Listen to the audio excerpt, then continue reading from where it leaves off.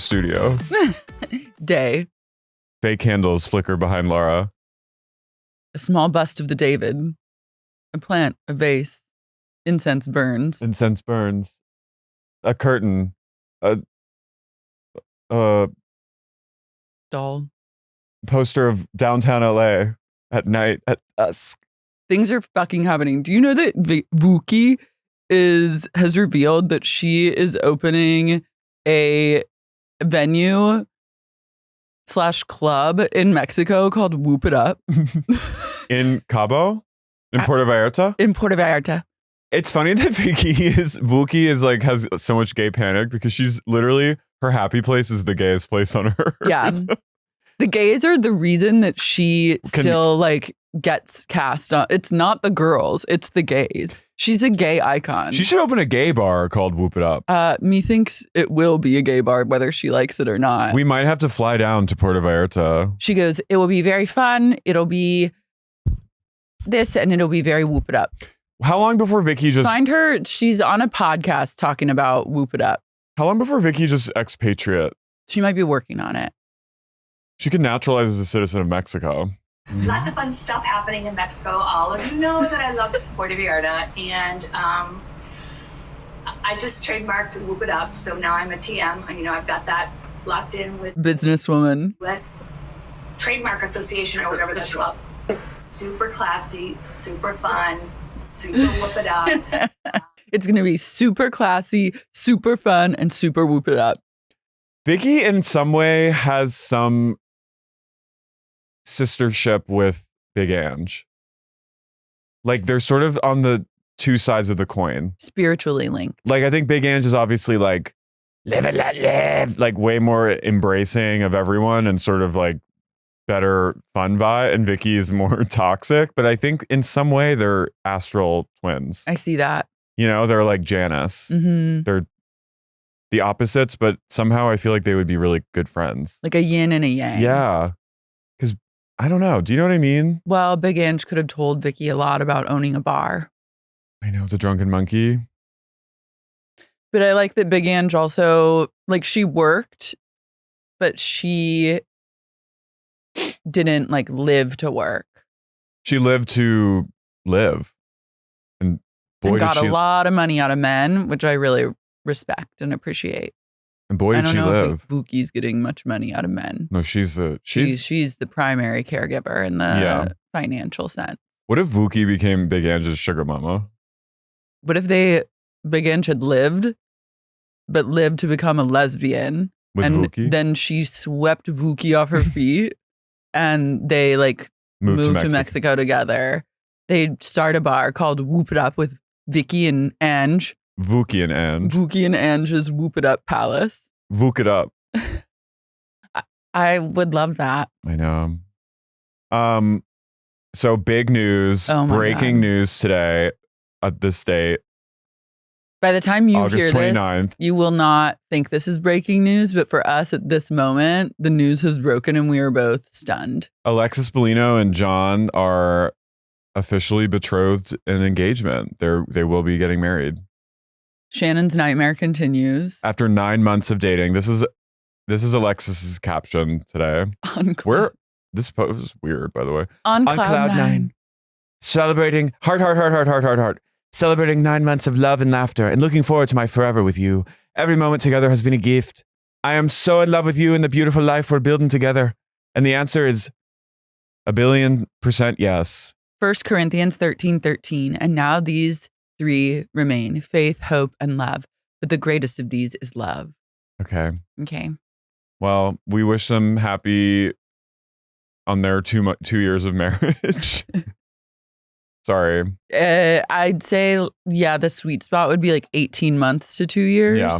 But for now, I wish them well. I love when people that you know are going to get divorced get engaged. I know. It's beautiful. It is beautiful. Like when Jax and Brittany got engaged, that was beautiful. You knew it was 'Cause going. You knew immediately they're going to get divorced. Tom and Katie, another great, beautiful engagement that you knew would end in divorce. So Jax and Brittany officially filed paperwork to get divorced. Apparently she served him papers on camera on the Valley, which is just This season of The Valley coming up has him deciding to go to rehab and getting out of rehab and getting served divorce papers. The Valley is the new Vanderpump Rules. They could actually just do us all a favor and never bring Vanderpump Rules back. They should not even like address the fact that it's never coming back. They should just pretend it never happened. It would be better for all. Yeah. It would be better for all. This is going to be like, this is the next level drama we needed. I want to see Brittany, like the look on Jax's face needs to be immortalized in something, like on the side of a mountain when he gets those papers served on camera, because he'll be kind of shocked. I think he will be, even though he wants to not be with her. That's what he wants. No, but I think he wanted to be the one to do it. Do you know what I mean? I think he wants to have onus over this like situation, even though he was like trying to get Brittany to dump him. I think it still is like, will be shocking for him that she's taking the initiative to be like, you wanted this? Here you go. I hope she fooled him. Like, I hope she talked to him through rehab and was like, you can come suck on my toes. I can't wait to be with you. I've worn the same shoes for 30 days with no socks. I sleep in them. Can't wait for you to get home, move back in, and just smell my stinky feet. And then it got him really, really excited. That's why he left rehab. That's why she said, come on. Feet. My feet are so stinky, I can smell them through the shoes. She goes, I have to put plastic bags over my feet and tie them with rubber bands because they're so stinky. I've been wearing 6-inch wedge heels for 30 days straight. I've been showering sneakers. in them. I've been running in them. I don't shower in them. I lay in the shower with my feet sticking out so they don't get a little bit of water on them. And Jax was literally so horny, He's jerking off, missing meetings left and right. He just stayed in his rehab room, just jerking it all day, thinking of Brittany's stinky feet. And then he was like, I gotta go. And then he saw like an opening in the door and he broke through and like heard the alarm. He ran all the way from rehab, maybe Arizona, ran all the way back to the Valley, threw open the door of Brittany's Airbnb rental and said, where are they? Get me out. And with a huge erection. And then she said, rotten hell, and gave him the divorce papers. And she said, these feet have been squeaky clean for this whole time. They have like a fresh manicure and now she's in like a gorgeous wedge. Yeah. A fresh wedge. A fresh wedge. Teetering, they're so high. She goes, I can't wait to wash my feet. That's gonna be in her caption. I can't wait to spend the rest of my life being able to wash my feet every day like a normal person. Mm-hmm. Yeah. This is gonna be great. Yeah, I love it. The true crime case that's haunted me that I'm only reminded of via the trash Daily Mail, because it's like too dark for everyone. So remember ages ago, I talked about this PhD student in Pittsburgh who like is a stunning PhD student. A gorgeous Pittsburgh PhD student. That's what they keep saying. Glamorous PhD student. Nicole Verzi, she is charged with murdering one of her best friend's babies and like abusing the other one. They were twins. They were twins. The couple noticed, Nicole had pointed out to the couple that one of the twins had an injury near their groin. And so they were like, watch our other kid. We're going to take this one to the hospital. And she was like, sure. Then the twin that they left with her died. So now she's facing the death penalty. Good. Which is, I'm sorry, it's what happens when you're... I'm not really into the death penalty, but for this certain, I think many such cases. I don't love the death penalty, but I do think that... I don't love prison. In this normal... in the day and age that we are, where it exists, and if you're like suspected of murdering a baby, like you have to know that it's on the table for you in certain states, depending on where you are. Pittsburgh, you're looking at a DP. We all know how we feel and stuff about prison abolition. Yeah, let's do it. But with this, I think she should be. I think she should be. Spend the rest of her life. If she's guilty, I think she should spend the rest of her life thinking about it. Forced to work on something like fill potholes or something like that. They could ship her to California and make her fill potholes. That would, for the rest of her known life, that would keep her very busy. She'd have a lot of work to do. Yeah, truthfully, I think the option of making someone spend the rest of their life sitting with themselves is like the way to go. Yeah. Because that's a greater punishment. But this is maybe one of the worst things I've ever heard in my life. I know. So the glamorous PhD student is now shocked that the DP is on the table. And it's like, what did you think was going to be on the table? Like, Well, life in prison is also on the table, I'm sure. She probably is hoping for that. I mean, I would rather have the death penalty, I think. And spend your life in jail. Spend the rest of your known life in jail. You don't know how long that could be. She's 28, 29. Well, she shouldn't have beaten up an infant. I know, but I'm just saying, given between the two, if I was in her shoes, You'd want to be I'd want to lotteried. be, yeah. If I was in her shoes and I was actually guilty of this, I'd be ending it. I'd be Firing squad. administering myself the death penalty. I mean, it's crazy. Is there any, because I can't even touch the story with a 10-foot pole, but is there any, like, not that there is any kind of rational or any irrational motive behind this, but did she explain what happened? Did she? No, she's in jail, and did her team come out and say like she had a psychotic break? No, like, I think they're saying not guilty. Oh, okay. She's saying, I think her team is saying she did not do this. Someone broke into the house and beat up the baby? I don't know. That no one is, that's the thing that's like really shocking about it to me, is that she says that the baby was in its bouncer chair. She like went into the kitchen to fill up a bottle and like heard a scream and the baby had fallen out of the chair. But then all the medical examiner and scans of the infant said like this infant died by like homicide essentially. So she's saying like it was not like I didn't do anything. And the parents of these kids haven't come forward and said anything. So I think it's just maybe going to go to trial unless she somehow enters like a plea bargain. The fact that she injured one to get them out of the house. But that's the thing is like, we just don't know what the whole deal is. The Babadook came. It's very Babadook. She's like, did she suffer a psychosis? Does she have some sort of weird relationship with these parents? What do you mean? I don't know. Like, is she like a third? I don't know. They're like, it's your best friend. So it's like if you have your like best friend come over to watch to like hang with you in the newborns, it's like very strange that this would happen. Does Nancy Grace have anything to say? There might not be anything. So I don't think Nancy has weighed in. Like no one's really weighing in because it's so weird and we don't know enough. And I'm the only one that's weighing in. She's sharpening her claws. I think she's waiting for like. I would love to connect with Nancy over this PhD. She's accruing information. She's in her gathering phase. She's in a dossier moment and she's in like research, but she trusts that she will come out for glamorous PhD. They'll call her the glam PhD. No, she'll call it something in reference to the victim. Because that was like top mom. She wouldn't say Casey Anthony's name because she wanted to center it around the top. Basket baby. Double tot. Twin tot killer. Twin tot killer. Twin killer. I have had the pleasure and displeasure of watching the Peacock Casey Anthony documentary. Where she talks? Yeah. What's she got to say? Let me first say, Peacock, shame on you. Shame. Okay, Peacock is truly has taken a shameful turn. I finished, by the way, the Scott Peterson Netflix documentary. And now that I know all of the things, I fully believe he killed her. Like, there's no question in my mind.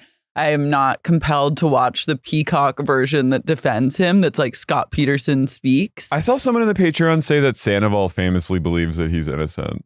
Yeah, probably.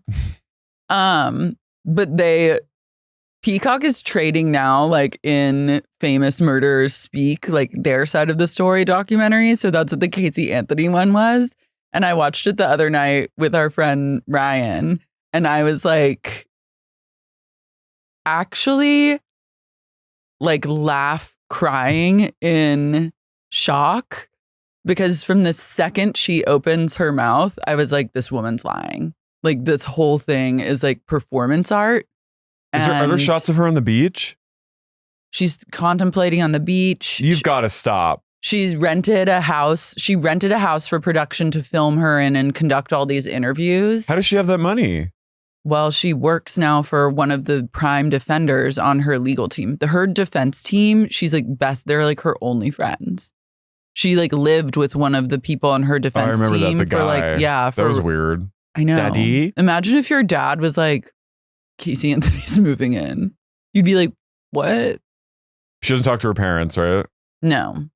She contends that her father raped her for years when she was a child. Okay. Then her brother molested her. Right. And she kept those a secret for all those years, and that her father actually was the one that killed Kaylee. Okay. But she doesn't know how it happened. But she was there when it happened, but she like doesn't know how it happened. Okay. Have you ever heard the tapes of her in prison, like talking to her family, but when they're still like trying to like be on her side, and they're just like, can you just tell me what happened? And she's going like, I can't believe you're even asking me. Like, she's like laughing at them. She is the most guilty person in the history of guilty people. Look at her too with her fucking, Priscilla Presley bun. She gives me the absolute spooky willies. She's a spook. She's a pure-blooded spook. I can't believe she's even doing this. It is shocking. She must have gotten paid for it. And I'd move to another country and live in. Oh, I'd go full Europe. I don't know if Europe would have her though. I would get full facial reconstructive surgery and like. With what money though? With this money. With the Peacock money? I'd disappear forever after this. If I did the Peacock, yeah. If I were her, I would take the Peacock money, get some surgery, maybe go blonde, and then try and go away. Wasn't she researching frequently like how to chloroform someone? There was a Google search that said like fastest suffocation or something like that. Incredible. But also the most amazing thing about the documentary is her being like, I am a liar. I've been a liar all my life. I've lied about this. I've lied about that. But I did not kill my daughter. And it's like, damn, if true, that really sucks that you're like a known liar, that everyone is like, you're like, everyone in her life is like, yeah, she's always been a liar. And she's like, no, but like with the this one thing you're like, the biggest thing that's the most important thing to not be considered a liar about is like the one thing. I always thought that she just was chloroforming her at night to go party to like, so she wouldn't need like a babysitter. And then she accidentally overdid it once and like realized she fucked up and then got rid of the body. That's what I think. They do make a compelling case though for the dad's involvement, but maybe he helped her bury the body. Yeah, or like helped. The whole thing is like this family is so cursed and sick, and like by the third episode last night I was watching, and like it did have a twist, but then like spiritually I was too overwhelmed that my body said it's time to shut down, and like I went into like a coma, and so then I thought I'm not going to return to this because I actually don't need them in my life anymore. When caught, or when questioned by police initially, Casey brought them to her job. She said she worked at Universal Studios in Florida. In Orlando? And they were like, okay, take us there. She was like, want to see? Like, I'll take you. And drove them to Universal. And then like, she did not work there, by the way. Walked into like the HR building and with the cops and was like waving at people, and the people were like, hey. And then finally she like looked at the cops and she was like, I don't actually work here. Remember the video of her that surfaced like 8 years ago where she was just like at like a sports bar, like an Irish pub in like I do Tampa, remember. and she was just like alone, like Miss Barfly herself, alone at the bar, just like live, laugh, loving, yucking it up with other single patrons at the bar. I was like, this is wild to me. The thing too that's crazy. This is all she wanted to do was be able to go to sports bars and sling back some Irish car bombs and sling back the feminine urge to just live it up at a sports bar and drink some Blue Moon and like a redheaded slut every once in a while. That's all she wanted. That's why she killed Kaylee. I'm supremely darked out by her. I'm also like, one of her best friends, her part of her defense team is this woman who like, they like drive around and like laugh together And the interviewer asked this woman, she's like, do you know the truth of what happened? And she's like, I've never asked her because I really believe that that's like her boundary. And I was like, I'm sorry, if I had a friend who was like one of my best friends and they had maybe killed their kid or not, I'd want to in know. order to be friends with them, I would need to know. Like, and if they did, like that's but I'm saying like if they did, I would need to know that. Just let me know either way. Let me know either way. Like we can maybe still be friends, but like I would have to know. I can't have a friend that might have killed and then that's like my best friend. The good news is with this bitch, she will never kill again. Or will she? But I think she is so like now she has to commit to the lie. And like if you're ever worried like, should I leave? If you're like friends with her and you're like, hey, can you watch my kid for like a second while I run across the street? She would be the best babysitter because she knows if anything happens. Oh, Miss Casey. I know you did it. She should start a babysitting business. She would kill it. No pun intended. She would be the babysitting empire, a fucking full-on daycare. Casey Anthony is actually the most trustworthy person with your kids. The best babysitter you could possibly hire. Because she cannot, even though she might want to. You can also have, for her babysitting. She might have to sit on her hands a little, but she's not going to do it. For her babysitting job, you would have to agree, like you get to set up nanny cams in the whole house so she's surveilled, because that would be like, just for your own peace of mind in case she like decide, she could like decide to go rogue one day. And she has to have tape. There's like #1 gloves you get at baseball games. She has to wear them the whole time so she isn't able to pick up anything. Well, how is she going to pick up your child and put them to bed? She's just like, yeah, kind of smacking them with it. She's like, she can say that on her website. She's like, I might think about it. I might want to desperately strangle your child, but I won't because... Well, she couldn't. She also wouldn't be able to work during like football season or like basketball playoff. She got to go to the sports. She's got to go to O'Reilly O'Shaughnessy's sports bar in Tampa and eat like fritters, Irish nachos. Yeah, with corned beef. As like the potato meat chips with corned beef hash and like cheddar. She's got to go eat fried pickles and like. She's really has some like just go to tater tots to eat. She's like, I have 2 months blocked out for NFL and NBA playoffs, so I can go to Bennigan's. I mean, also when the World Series comes around, that's a really busy time. So there's only like 2 or 3 windows out of the year that she's available. Damn, but in that time. Your kids will make it through the day. You also she could get paid well because you want her to be happy because God forbid she's like frustrated with the pay situation. So you have to pay her like $500 to watch your kid for like 2 hours while it sleeps. And you pay her an extra, you're like, you know what? You tip her. You didn't kill, which is really great. The no kill 20% tip. Yeah. Is real. Come on, Casey.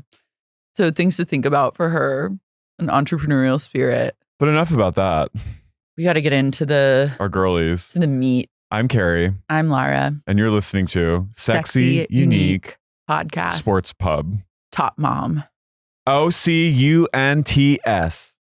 I got to say something. What? This episode is boring? Yeah. Yeah. Boring as fuck.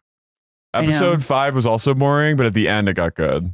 I liked episode 5. I did like well, we'll get to it. But so we come up on Harry and Terry, Heather and Terry, Harry and Terry. Harry, I'm going to just start calling them Harry, Heather and Terry. Harry and Terry. Harry and Terry. I'm going to call her Harry.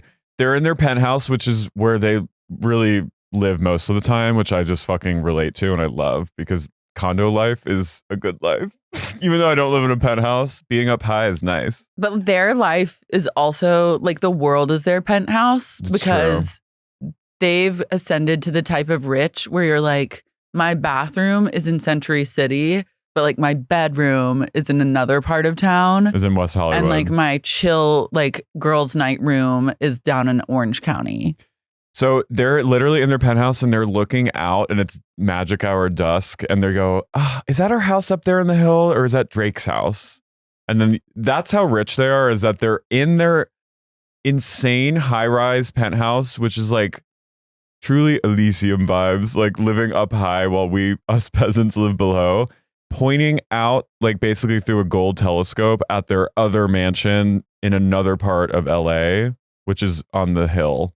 Wearing like a fur jacket and sipping champagne, being like, it is hard to decide which house I want to be in at any given time because like this house has 2 bedrooms and it is essentially a closet, but I do shower here. But that house is like our other house that I love. When Heather dons that mink and heads outside on the balcony for a glass of champ, it was giving Stockard Channing and First Wives Club as Sylvia Swan. Okay, I was wondering what was like getting pinged for me in that moment, and you're right, that was it. But instead of doing a jackknife onto Park Avenue like Sylvia Swan does in that moment, Heather simply sips her champs and looks out at her house next to Drake.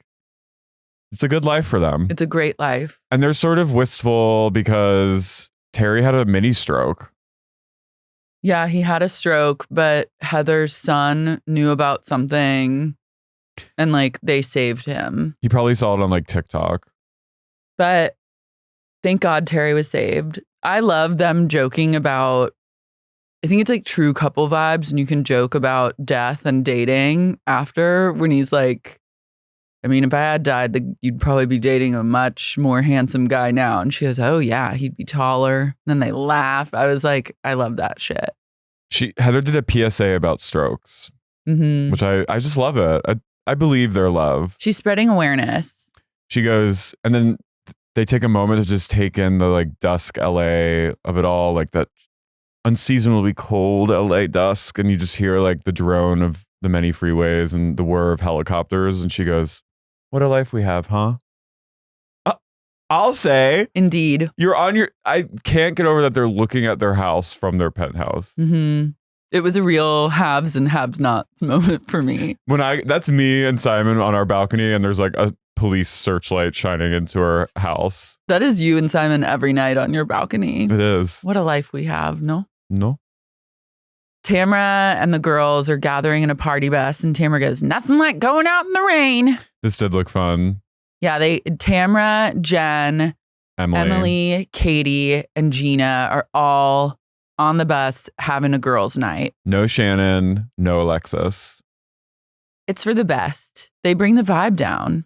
And they head on out to like a Casey Anthony kind of sports bar, like O'Shaughnessy and Sons. Yeah, the type of place where you're like, corned beef hash. I want an espresso martini, and then they give you like a milky espresso martini. Yeah, and it's a rainy like weeknight, and they go out and they're no Heather, by the way, because they have to chat about Heather. Emily and Tamra when they get to Katie's house together, Emily has to piss really bad because I think they've been pre-gaming.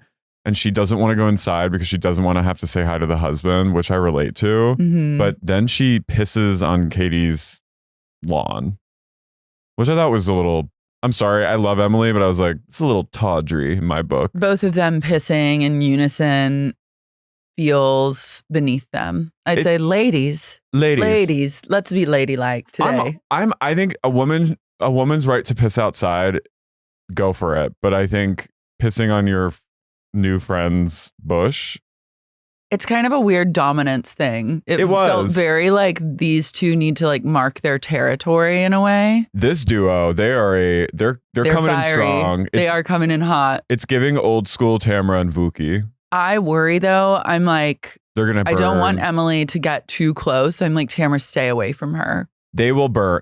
Tamra will burn her. They burn. And Emily will flip the fuck out. Tamra is the kind of person that always has a new best friend. And her allegiances like rotate. They have like kind of a 13 friendship where it's like Evie and Tracy and Nikki they're doing Reed. Like nitrous and slapping each other. Yeah. And like they get really like a really intense like girlhood friendship, like teen girls, like where they get like they're sleeping in the same bed every night and like they like basically live together. They are one. And then something will happen and Tamra will burn her. It just happens. Mm-hmm. So Emily, I say, be careful, girl. You're a smart gal. Use that brain of yours. Emily spills the beans about Katie, saying that she has proof that Heather called paparazzi to photograph she and Terry at Disneyland. Gina's not happy that Katie brought it up because she's. So I didn't watch like the entirety of last season. Do we know the backstory of like why they would even need to call paparazzi? I think they're just. I didn't really either, but from what I'm getting and what I've like, let's research, mama. I think they're just saying like Heather is. They're basically saying Heather's kind of too good for the OC now, and she just wants to be in LA and like likes that celebrity life and is like trying to be like in the celeb circuit, like where she wants to be. She and Terry like to be seen. Okay, here's why. This is what I thought, but I didn't know exactly. Heather and Terry had cheating rumors, were being dogged by cheating rumors, which is interesting because even in like one of the last recaps, I was like, do we think that he cheats on her? So then these cheating rumors started up, and then lo and behold, they were at Disney hugging and mugging for the cameras. Okay. This is a setup. You know what though? I'm not mad at it. I don't I'm gonna care. say this. If you're a famous person like they are, well, and they are like fairly famous now. And if you want to silence and not be, if you want to silently silence your and not haters. be silenced, you stage a paparazzi. It's okay. There's nothing wrong with this. But I just wish that Heather would be like, yeah.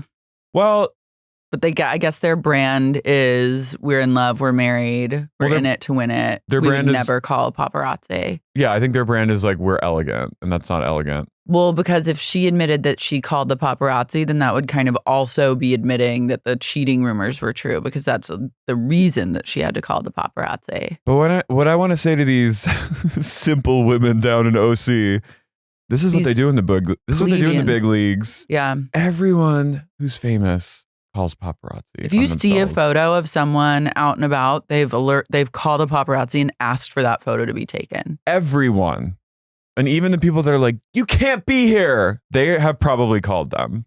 Yeah, unless maybe you're in like a foreign country or something and you're just getting chased by someone. Yeah, like Angelina Jolie probably. Like I saw a video of Lana Del Rey in Italy, like where she was like yelling at a paparazzi for like taking photos of her. Yeah, but even then, I'm sorry, and I do think it's invasive and shitty, but like it's like a weird like give and take. A symbiotic relationship of sorts. They're both they're getting something from even the like, get out of, I'm just trying to live my life. Like they secretly love it. I'm excited to maybe one day in my life scream at a paparazzi. Not like Alec Baldwin style. He's scary. Where he's like, you're a faggot. Yeah, or he's like taking people's cameras and like smashing them on the ground. I do kind of like that. You like that? I could maybe see you getting like a little enraged.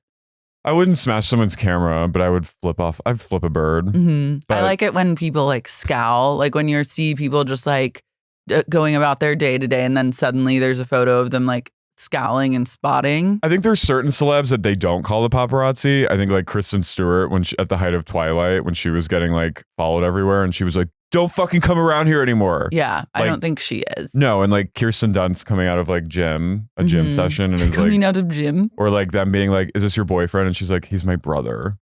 Like, I think sometimes it's random. They would hang outside of Tracy Anderson method because like they know that the girls are going to be there. Yeah, there's certain spots I think they wait for, but I think a lot of celebrities. The ones that you see regularly are calling. Yeah. So it's not, the ladies need to know, like, it's not that big of a deal. But Heather's being a bit of a hypocrite. Well, they're just being haters. So Teddy Mellencamp was the original whistleblower on Heather's paparazzi scandal. Fucking woman. God. She is always in the mix. She's always getting her voice in there somehow. This is the most important thing she's ever done in her whole life. She is always somehow like in the conversation. Wasn't she doing she has a podcast with Tamra. That's so random, by the way. It's incredibly random. Yeah. Katie says that her dear friend Max is like the kingpin of paparazzi worldwide. Where I'm like, how do you know him, Katie? Yeah, and I was like, are you calling paparazzi on yourself? Like the golf Well, no, tournament? not yet. They wouldn't care. Just in case. But it's good to have a dear friend Max when you need him the most. So she says that she has receipts. A screenshot. And the screenshot we come to find out is just her being like, can you confirm? Like, did Heather call the paparazzi? And then a random person going, yes. Yeah, That's not a receipt. I thought there was like a Venmo or like a transactional like an thing. email screenshot. That's like I could text you something and you tell me yes, and then I say, look. Yeah, I think Katie was reaching a little. I think Katie really has it out for Heather because she felt snubbed by her. But she came in when a new person comes into a season gunning for someone. It's prison. It's a prison fight. So Katie is still also mad about Taggate. Yeah. She's in arbitration mode over whether or not Heather passive aggressively and on purpose had her tagged in a photo of herself. Heather told her that she's like, I don't do my own social media, which is like, again, these two are just back and forth flexing. And she said that her social media person was trying to tag Givenchy because she was wearing Givenchy, and they tagged Janellen. I think Katie's last name is I think it was an accident. Yeah. I don't think it was like a passive aggressive, like I ignored you, but then I tagged you. It's ironic. It's weird. It's a coincidence considering that she did snub Katie and then is like, you know what I mean? It's a bit strange. It's a bit strange. I think it's not easily as explained as just, oh, it was an accident. I do think there was something involved. I do. I don't. I think it was just like, oh, it's like a weird thing that happened. It's like old people using social media. But that kind of makes me love Heather even more. I'm riding for Heather. No, if she did do it on purpose, that kind of makes me love her even more because I'm like, she's diabolical and I love it. I don't for some reason think that Heather is diabolical. Maybe I just want a space in their bunker, and that's the only reason that I ride for the Dubrows. Just for the sake of variety, I'm going to say that she did do it on purpose. Okay, cool. And then I'll maintain that she definitely didn't. Heather, if you're listening, we both love you. Let me in. So we cut the next day to... Well, the girls have a Coyote Ugly moment where they get on the bar and dance and spray each other. I take back everything I said about Gina having a Wisconsin accent. She is so Long Island, it's not even funny. Her accent it's very tri-state accent. Yeah. She sidebars with Emily and she's like, I'm worried about Katie telling the girls all this stuff about Heather. I don't like it. I don't like what's going on. And then Emily says that Katie needs to drink a protein shake and start beefing up because Heather's going to destroy her. I wouldn't say I don't think it's going to be that easy. I think Katie might be in over her head a bit. I think she might be in over her head a bit, but I also think that she's she has an arsenal. Heather? Katie. I think she's one to watch. Wait, I don't think Heather's gonna have an easy as time taking Katie down. Oh, I was saying Emily said that Katie needs to protect herself because Heather's gonna destroy That's what I'm her. saying. I think it's gonna be harder. I think it will be harder to take down Katie. Katie comes with an arsenal of friends, and just she has a coolness. Text messages of people saying yes to her questions. She's part of her. I feel it will flop. Which I'm that's a newcomer, everyone flops. But I do think that she has a coolness to her that is it's not going to be so easy. Oh, yeah. No, I think she's a strong contender. Yeah. But I do like her strategy right now. I think the narrative of Heather's going to destroy her. I think a lot of this is kind of feeling set up for TV drama more than an actual real beef between the two of them. But if they can sell it over the course of the season and make me believe it, then I'm happy. Tamra and Emily are falling off the counters, pissing on each other, behind the bar. They're literally pissing all over the place. Tamra's spraying her. At one point, she just sprays either Jen or someone's entire crotch area, spraying the whole audience of people. I'm also obsessed with the extras in every scene. Because these women are just terrorizing every venue that they go into. And even if they walk through a restaurant, you just notice people being as they walk by. No one's even trying to pretend that we're living in a normal world and these women are just organically in it. The OC is such a different place from LA that I was having this sensation of wow, while I was in LA and it was raining outside, and I was like watching TV. Like these girls were like 2 hours south of me, like raging at O'Shaughnessy's sports bar pub hole. Yeah, I just had this weird like the Orange County is a whole other universe. They're doing things way differently down there. The next day, Shannon is at her house of horrors and woe, and poor Archie. He's the cutest dog. He's so sweet. And finally, Vooki at last. Vooki arrives to Shannon's house with an active staph infection. She goes, "We have so much to catch up on. I have a staph infection." She goes, "I have a staph infection. If you push my stomach in right now, yellow pus just comes flying out." She goes, "Yeah, the doctor didn't want me to leave the hospital, but I checked myself out. He said I'm very, very busy." She goes, "You want to squeeze my stomach and see it?" And Shannon's like... Shannon goes, "Geez, Vicki." Yeah. She says you need to like slow down. And she goes, "No, I can't slow down. I can't retire." She's like, I'd be too bored to retire. I have to keep making money. But Vooki is having like health issue after health issue. She needs to like pump the brakes a little bit. She needs to maybe stop drinking. I just like, aren't staph infections really contagious too? I think it's a sign that you're not living a healthy lifestyle. Or like you're having like, I think you can get staph infections from stuff, but I think if your immunity is down from like drinking alcohol all the time, you're probably more susceptible to like having a pus. Or just being older naturally, your immunity kind of takes a dip. Vicki, I would love Vicki to do a Prenuvo scan. Maybe she has already done one, but I would love for Vooki to just like kind of have an aha moment, realize that she's too important to just like go away at any given time. And like, I'm going to need her to stick around.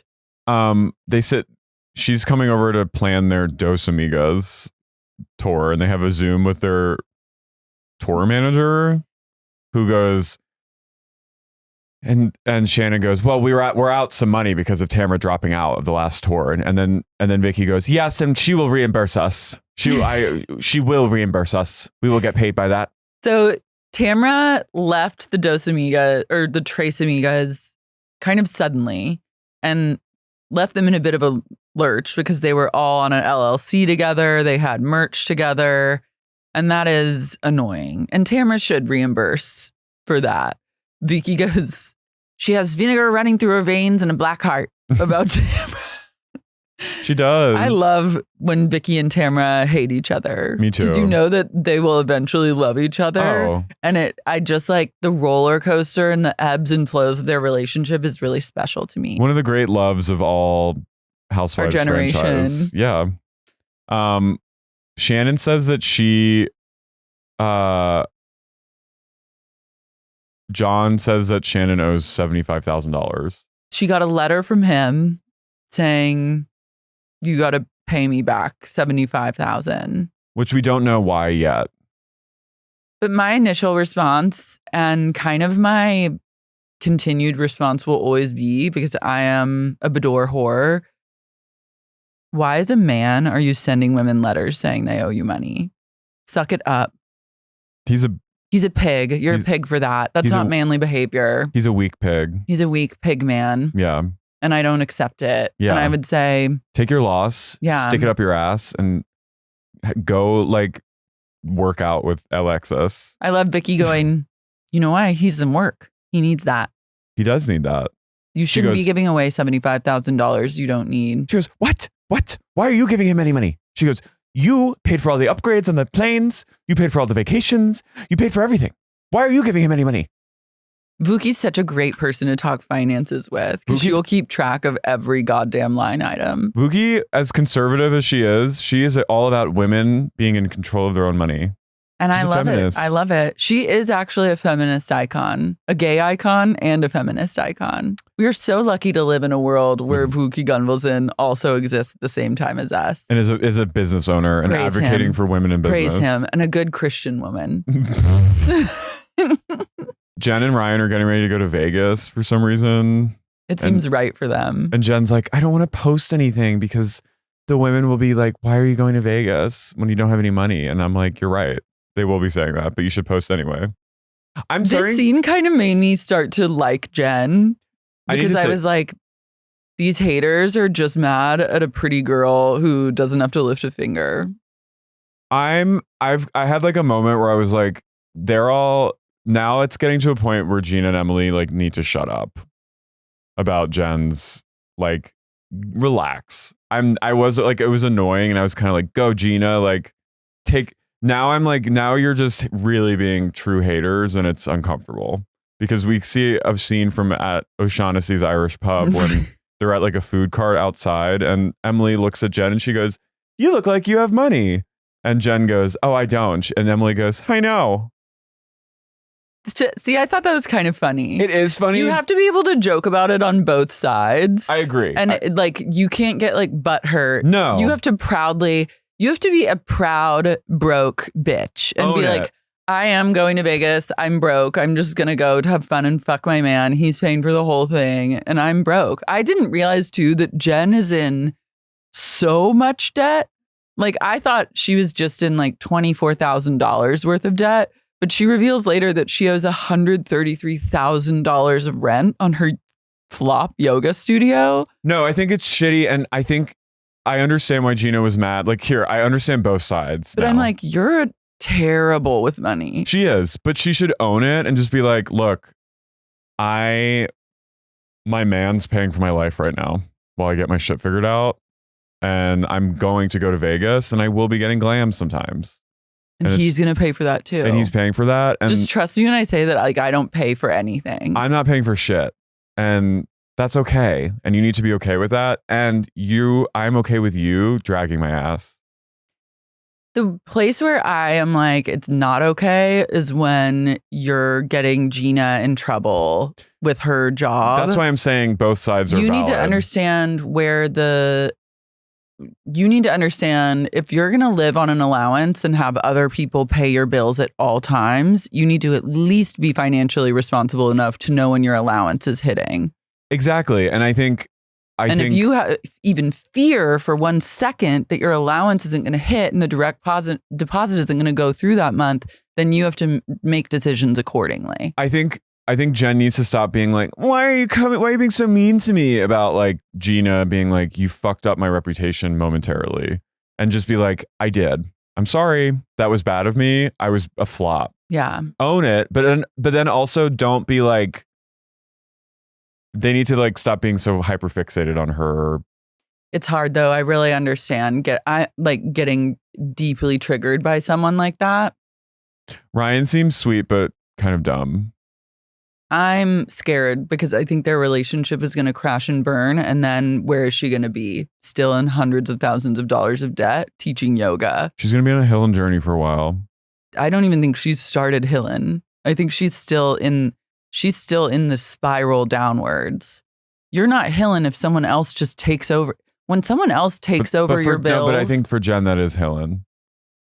No, I'm here to say, unfortunately, it's not. I'm saying in her misguided brain, she's like, I'm really on the up and up. I'm staying at the Cosmopolitan for 2 nights with my well-off man while he pays for like our hotel, and like, why are we going? We're going to the Sphere. She's in a place of pattern repeat. Yeah. That the Hillen won't come until you've realized that the pattern isn't working anymore. So right now it still is working. I would much rather her be like, yeah, you know what? I don't really want to work. I like getting into debt and I like to suck and fuck my way out of it. I'm saying own that. And then I think Emily and Gina will have more respect for you. Mm-hmm. But don't act like you're Hillen and you're bouncing back when literally someone is just, you just found a new person. Yeah. You need to be real. I love him going, you don't even let me pay for anything. I was like, God, I love that. Well, he should. May every man say that to you. I hope everyone finds a man who will say that to them.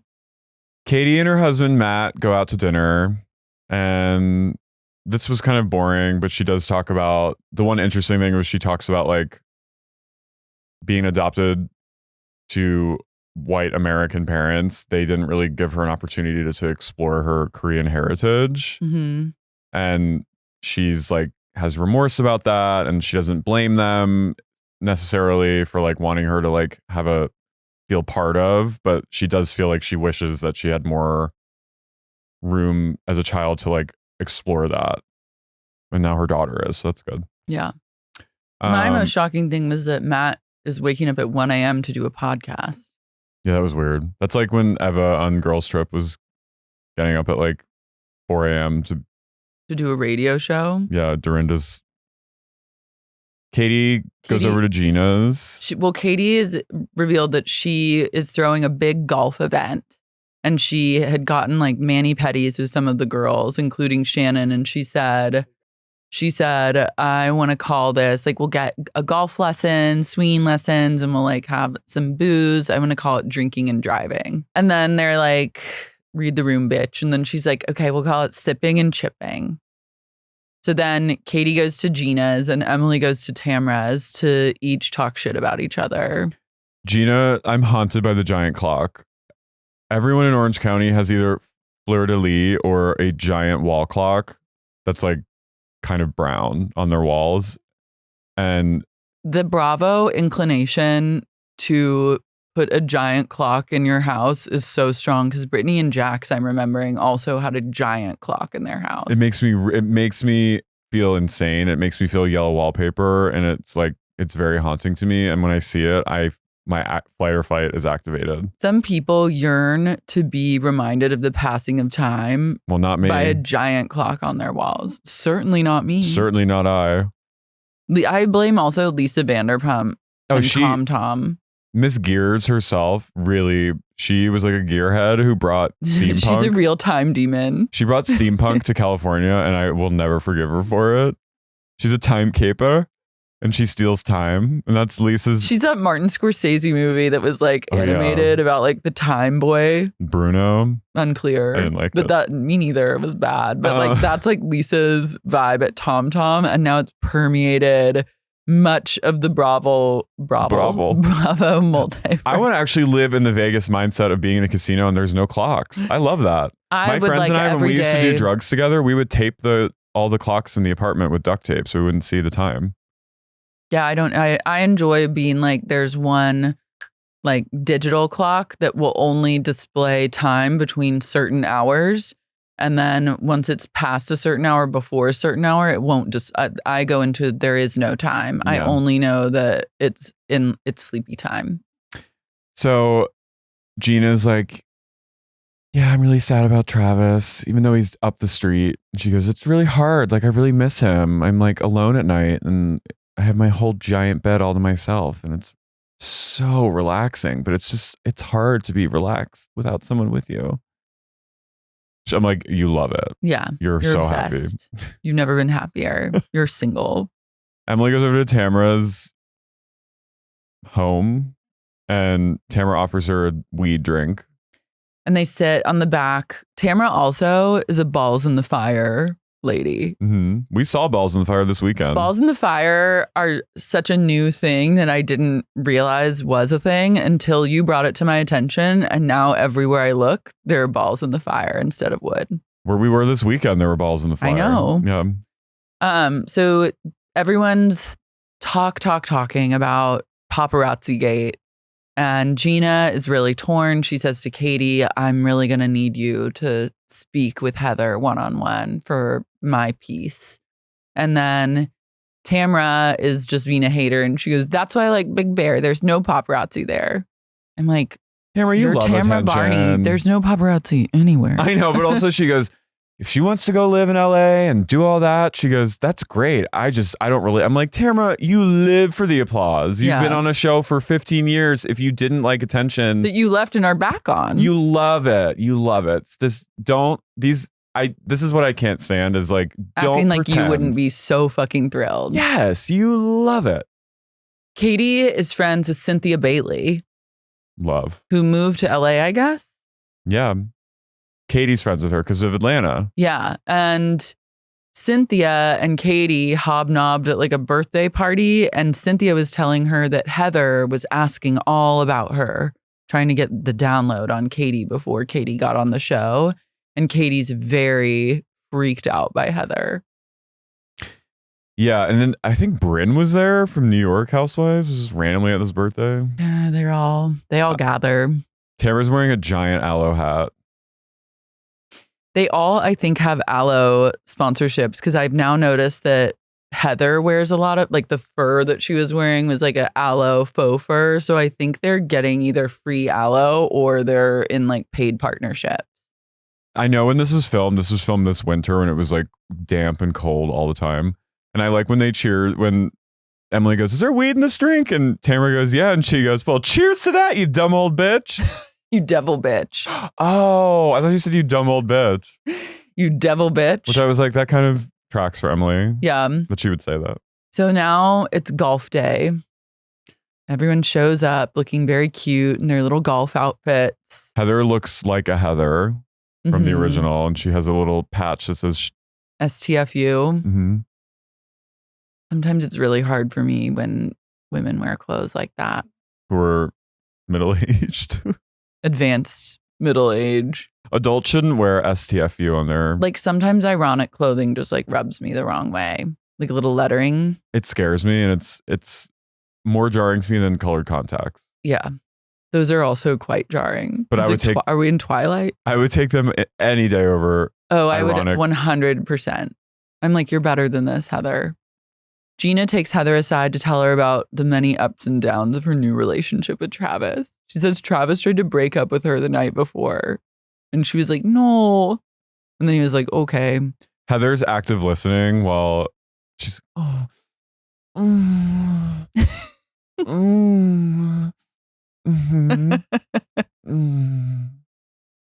Like, okay, actress.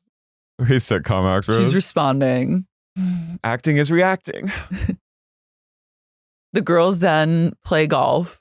And by that, they like just putt around on the putting green. But my queen, Emily, dominates. My dad took me golfing once, and I just drove the golfing cart and like didn't do anything. That's the most important thing It was to do. fun. They didn't even get the pleasure of driving. They just were like drinking and putting. He didn't pressure me to play either. I just drove him and we talked.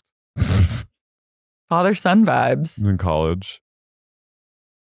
I was like, just like staring at things. It was fun. It's kind of naturey. I Yeah. get golf. I like don't want to watch golf, but now getting older, I like understand it more. And I've even thought about what if I played golf? Well, now I'm into golf because my nephew Teddy is freakishly good at golf. Oh, Like, then you've got to golf. He's insanely good and hits like, are they line drives? That's baseball. Okay. He can hit really far. Like he's like really, really good. He's like savant He's a golf good. prodigy. And now I'm like fully activating into like stage mom mode where I'm like, you will be the best. We'll go. Well, I think also what we don't realize, or maybe we do, and I've always been like, golf is for losers and everyone involved is embarrassing. But what the truth is that golf is where deals get made. People, and if you're not golfing, You're not making deals. you're not making deals. You got to learn how to golf. I know. And then also, if It's like you want to in- meet men, It's like in Hacks with Christina Hendricks. no, it is. And if you want to meet men or butch lesbians, you got to get or out. hot or femles. Yeah, you got to get your little tush on the golf course stat. You need to go get I yourself know. a pair of cleats. I've been saying. and you need to head on out there and put wear on a little skirt. and a little vest. No, I want you to wear like a full like, yeah. 4. You grab me that ball, will you? Yeah, and I think actually, They make the most money. I'm not in golf for the Well, money. no, I'm just saying like the losers in golf are the pro ones. They're making. I'm not trying to go pro. I'm trying to get dick down or fingered and make a deal or two. I'm trying to be taken seriously as a businesswoman. Then go learn. Teddy will teach you. Then go learn. I will. But I was just thinking that, and I think we also need to like gayify golf. Where are all the golf gays? There's got to be some closet. Where are they? It's a very hetero. Do you know sport. any gays that play golf? Me neither. I don't know. This is a call to action. As a gay, I'm but sure. also not too many gays, because then what about the straights? Yeah, for you. I know, that's the thing. We have to really toe the line. I don't know if I think there's got to be a gay. I've golfer never that's- heard a gay say to me, I'm going to go play golf. That's part of the reason I love hanging out with them, is because it's never on the table. You never have to worry disturbed. about like What? Golfing's disturbing. It's You know what so weird. Whenever I think of golfing, I think of that golfer who like was on that private jet that had the hypoxia event where everyone lost oxygen, and then it was just flying for hours like the Flying Dutchman, and then a fighter they had like two F-15s or whatever fly with it, and they looked in and everyone was dead in the private. Payne something. He was a really famous golfer, and then the plane had to just run out of gas and it crashed into a field. It was horrifying. Payne Stewart. It was like it was pre 9/11. Wow. Yeah, he was on a private plane, and whenever I think of pro golf, I think of him. I don't even think of Tiger Woods anymore. I think of him. You just think of pain. Who is Tiger Woods' mistress? Rachel Uchitel? Queen. She should be a real housewife. I heard that she was filming. There was like some sort of rumor. Beverly Hills? Maybe. There was a rumor and a nastiness that had her involved in some way, but then I can't remember how or where. So Tamra tells Heather, of course she does, about Katie's paparazzi claims. And then Katie tells the other girls, because they see them talking, they know that Heather's getting pissed. And the girls are like, you need to go talk to her like right now. She walks up to her and she goes, hey. And then Heather goes, hi. But Katie's not afraid. She's like, I heard that you called the paparazzi. And I have the to go to receipt Disneyland.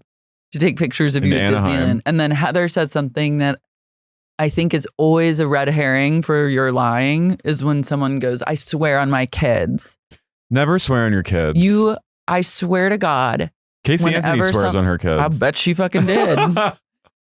Whenever someone says, I swear on my kids or I swear on my family, you're a liar. You're lying. You don't need to do that. You just say, no, I didn't.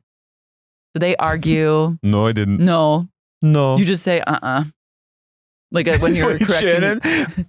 Shannon also comes dressed like, every outfit Shannon makes is just she looks absurd. And she goes, Shannon needs to take herself seriously. She doesn't take herself seriously. She's going full like Pagliacci. She's going like full clown She's going mode. Pates Barone, and I'm really upset about it. She's going sad jester. She's court gesturing. She's becoming a eunuch, and she needs to take herself seriously and own herself and celebrate herself and own her sexuality and her beauty. And she will attract a man that appreciates that instead of like scammers like John Jansen. I know. She goes, I should really take golf lessons because I'm single and at the age of retirement.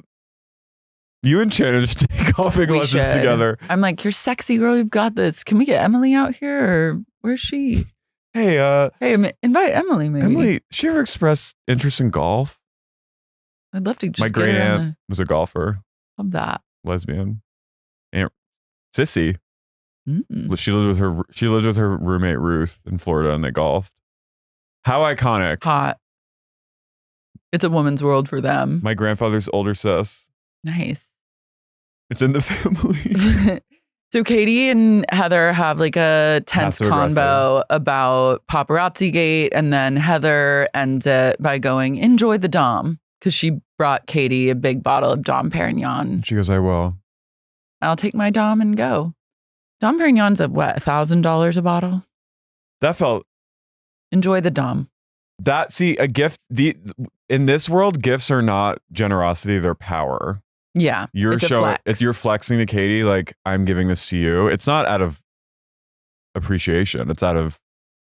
She's basically taking a piss on Katie with champ. With Dom. A sparkly piss.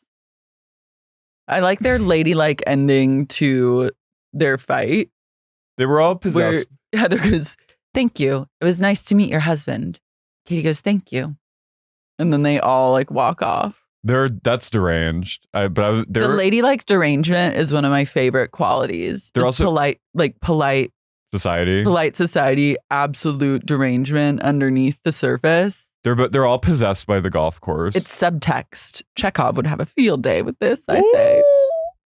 Derangement on the golf course, many such cases. Many. The golf course seems to be a place where you can get as deranged as you want.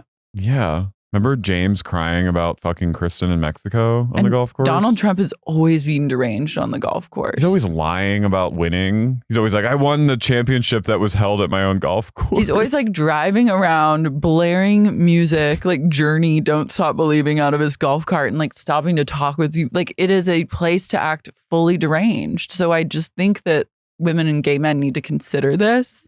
Consider the places and the spaces that we haven't felt like we could go be deranged in. It would cause an uproar. But not too many of us. Yeah, because then it becomes... Because then you're going to ruin it for all of us. Yeah. So much to think about. Well, let's do a shout out to our cult golfers. Our golf superstars. Who are very much not Pagliaccis and all gorgeous. Stunning. Not deranged. Accomplished. Beautiful. Gorgeous people. Barlahan. Gracie Barlahan. Hillary with 2 L's. Pia and Jordan listening in the background. Alex Delisle. Makeup Fresh. Obviously. Emily Vaughn. Gina Sapienza. Sarah Elizabeth from Boston. Lucy from London. Brooke Johansson. Lilia Farrell. Rachel Knight. Gerd Queen of Brooklyn. Brittany Date Miles. Dilly from the Beaver Picture. Jessica Hernandez. Malzatov Laws. Mary. Katie Stolen. Amelia Earhart. Sharon Baum. Realtor. Timothy Chalamet. Rogue Stanley. Matthew Dave Matthews. Owsley Robinson. Cheeseburger Bay. Mariah Kay. Kathy West. Kit Moore. Hillary from Chicago. Orlando. Patron of the Farts. David from Switzerland. Nick Sedaris. Emily. Kim Lucas. Drew from Toronto. Katie the Sup Lawyer. RJ.